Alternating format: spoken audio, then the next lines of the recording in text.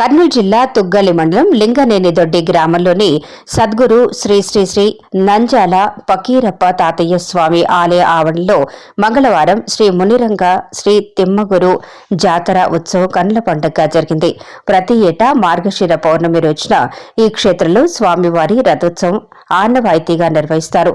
శ్రీ పకీరప్ప తాతయ్య స్వామి ఈ ప్రదేశంలో తపస్సు చేసినట్లు చారిత్రక ఇతిహాసాలు చెబుతున్నాయి. స్వామివారి రథోత్సవాన్ని కనులారా తిలకించేందుకు గుంటూరు, విజయవాడ, విశాఖపట్నం, కర్నూలు, తుగ్గలి, ప్యాపిల్లి, పత్తికొండ, మద్దికేర్, డోన్ తదితర ప్రాంతాల నుండి విశేష సంఖ్యలో భక్తులు స్వామివార్ల రథోత్సవానికి కొండకు తరలివచ్చారు. రథంపై శ్రీదేవి భూదేవి సమేత శ్రీ మునిరంగ స్వామివారిని విశేష పూలమాలతో ఆభరణాలతో అలంకరించి వేద పండితులు వేద మంత్రోచ్చారణలు, మంగళ వాయిద్యాల నడుమ పెద్ద ఎత్తున ఉత్సవం నిర్వహించారు.